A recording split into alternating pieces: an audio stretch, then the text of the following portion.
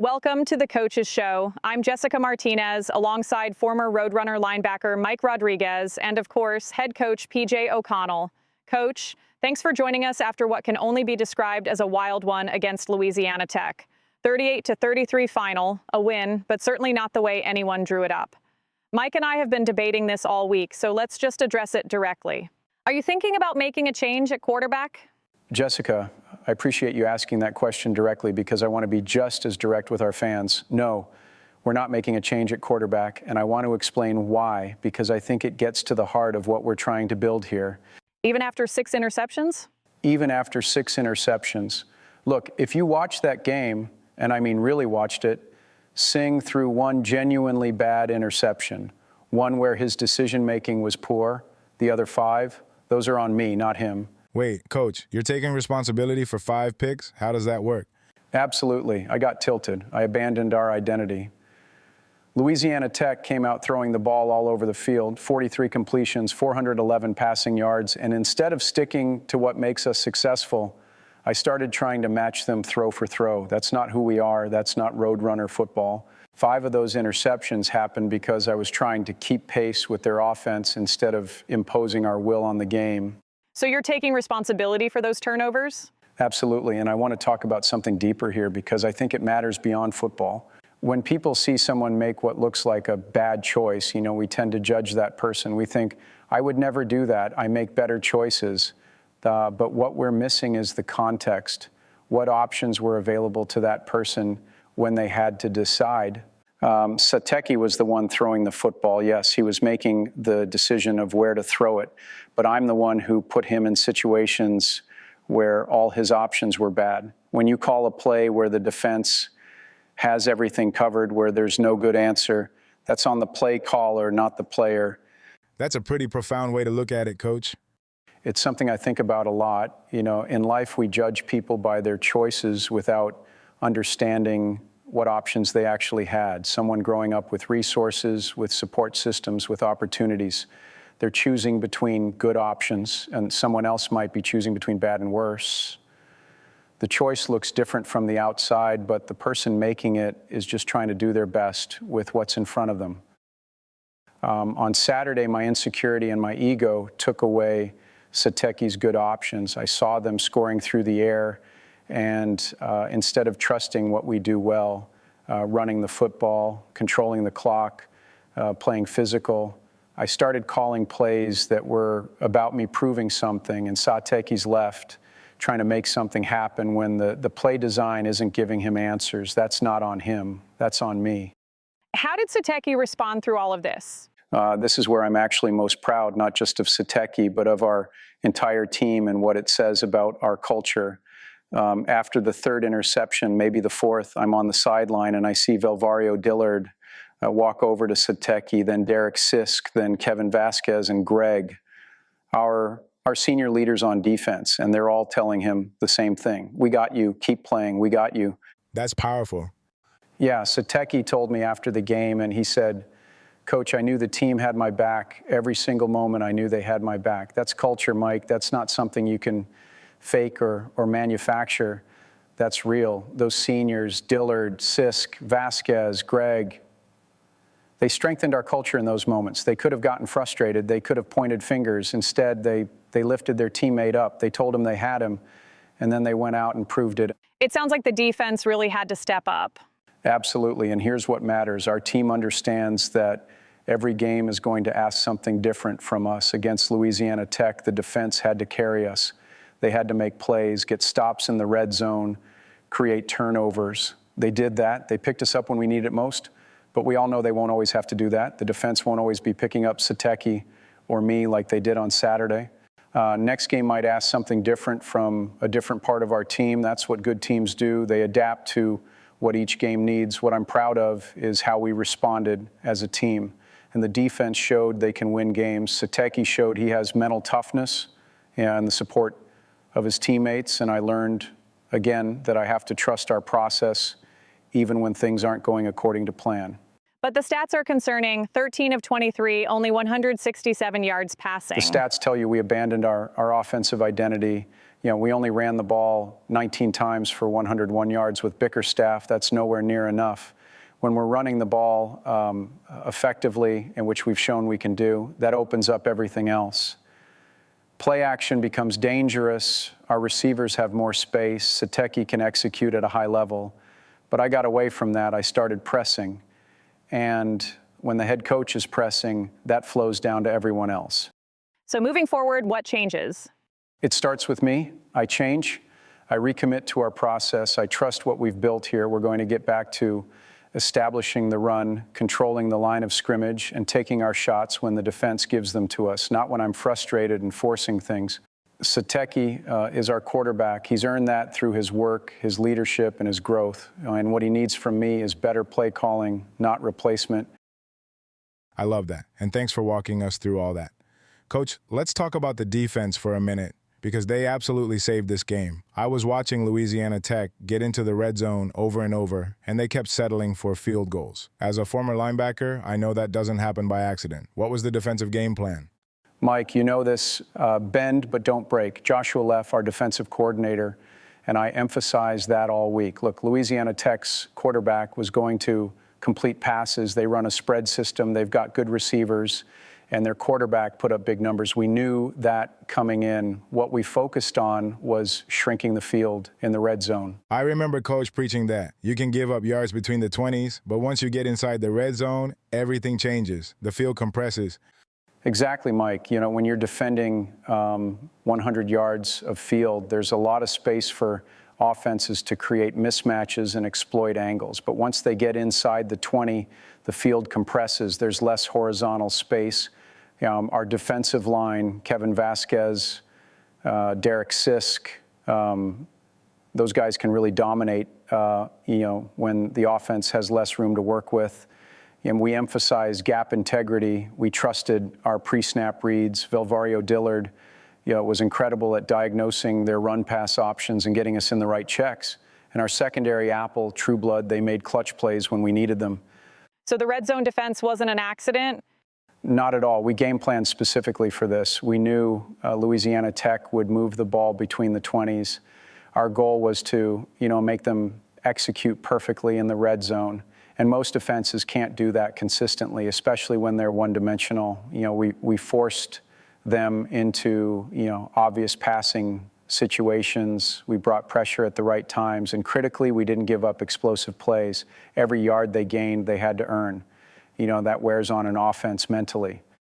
Your defense made 3 interceptions, including huge plays from Dillard and True Blood early in the game. That True Blood pick in the first quarter was huge. Came just 2 plays after Sateki's first interception, right? Deep ball in the end zone. Exactly. Sateki throws his first pick, and 2 plays later, Louisiana Tech takes a shot downfield. True Blood wins a jump ball in the end zone. That's competitive toughness right there, and then takes it all the way down the sideline about 90 yards. Puts us in position to score, and we punch it in for a touchdown. That's the kind of response that shows maturity. The defense didn't hang their heads after our turnover. They went out and made a play immediately. That's what I mean about culture. That's guys having each other's backs. And Vilvario's interception in the second quarter, that's preparation meeting opportunity. He read their formation, anticipated the route concept, and made another momentum-changing play. True Blood has developed into exactly the kind of cornerback we envisioned when we recruited him. Physical, smart, competitive, winning a jump ball in the end zone against their receiver. That's elite. Those guys bailed me out of my poor play calling decisions. Coach, I got to bring this up because I know our listeners are talking about it. Frank Morrison has been pretty critical of your approach to the transfer portal, especially at quarterback. What's your response to that? I have a very specific philosophy about the transfer portal, and I want to be clear about it because I think it's important for our program identity. The transfer portal is a tool, not a solution. It can address specific needs and bring in players who fit what we're building. But it's not a shortcut to winning, and it's definitely not a replacement for development. Frank Morrison specifically mentioned John Iglesias at TCU, said you should have gone after him. John's a talented player, 85 overall, platinum field general ability, high football IQ. I'm not going to deny any of that. And yes, he had interest in UTSA last year, but here's what people don't understand about our approach. We don't just evaluate talent in isolation. We evaluate fit, cultural fit, developmental fit, philosophical fit. What does that mean practically? It means I ask questions beyond, can this player help us win games this season? I ask, does this player align with our values? Does he embrace development and competition? Is he willing to be part of something bigger than himself? Does bringing him in reinforce our culture or dilute it? I lived through that culture when I played here, Coach. You can feel it when a guy doesn't fit, even if he's talented. Exactly, Mike. With Sateki Singh, we saw someone who was unheralded, suffered a throwing arm injury late in his junior year that cost him his entire senior season.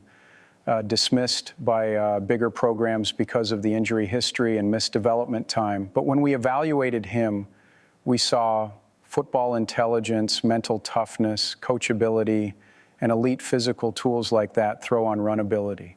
I think a lot of fans are asking, but wouldn't adding a proven quarterback like Iglesias just make you better? In the short term, maybe. But what message does that send to Sateki? What message does it send to every player in our program who we've asked to trust the development process? We tell our guys, if you work hard, if you embrace coaching, if you trust the process, you'll have opportunities to compete and grow. If I abandon that, the moment things get difficult, I've destroyed the foundation of everything we're building. I can hear some fans saying, so you'd rather lose with your guys than win by bringing in transfers? That's a false choice, Jessica. We're not trying to lose. We're trying to build sustained success through authentic development. Look at Rich Bickerstaff, two-star running back, unheralded. He's now one of the best backs in our conference.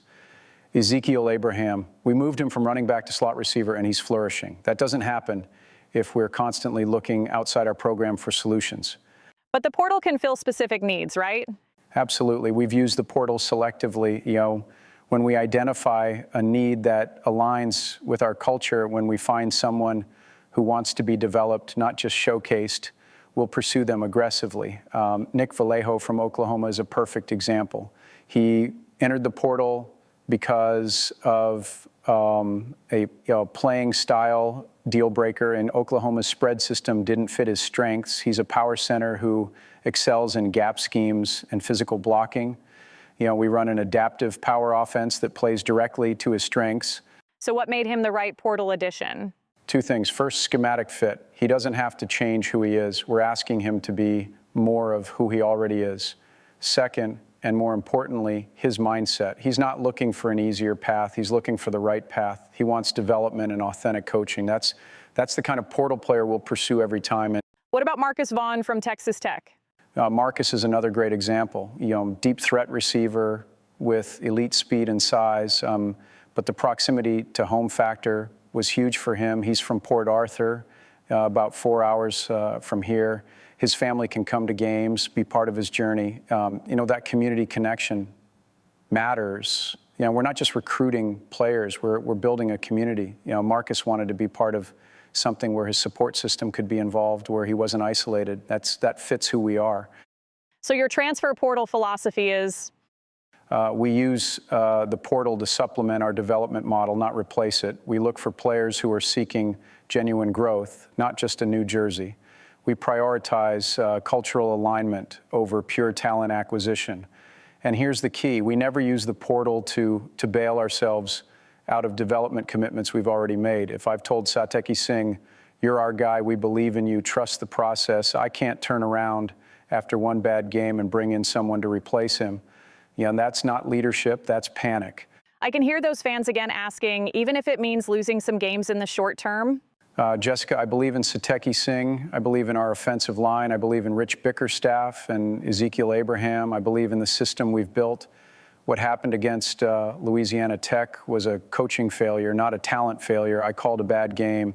I let frustration dictate decisions instead of trusting our process. That's on me to fix, and I will fix it.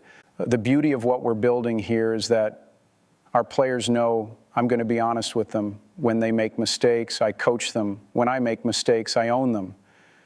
That creates psychological safety. That creates a culture where people can take risks, grow, and reach their potential. So no regrets about passing on quarterbacks in the portal? No regrets. I'd rather develop Sateki Singh who fits our culture, embodies our values, and is growing every week than chase someone else's 4-star recruit who's looking for a softer landing spot. Now, if we find the right quarterback in the portal who aligns with what we're about, who wants to compete and be developed, we'll absolutely have that conversation, but it has to be additive to our culture, not subtractive. Coach, what did you learn from this Louisiana Tech game that you're taking into next week? It's funny, I learned that I'm not immune to getting tilted when things don't go according to plan. I preach to our players about staying process-focused, trusting fundamentals, not chasing results, and then I violated all of that in the second quarter of that game.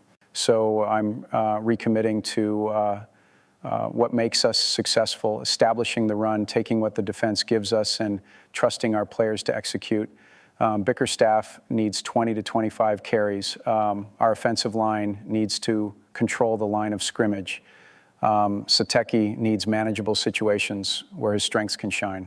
And defensively, we're going to keep building on what worked. Aggressive in the red zone, disciplined in our gap responsibilities, making offenses earn every yard. Any message for Roadrunner Nation who might be worried after seeing those 6 interceptions? Trust the process. We've built something special here.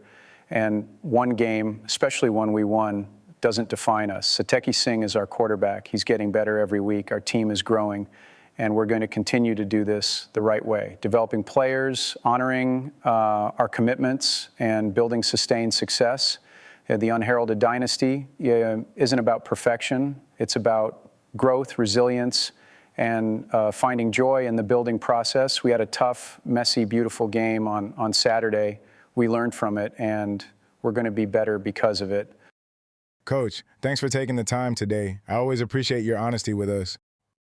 And thank you, Roadrunner Nation, for watching. We'll see you next week on The Coach's Show. Jessica, Mike, always a pleasure. Birds up.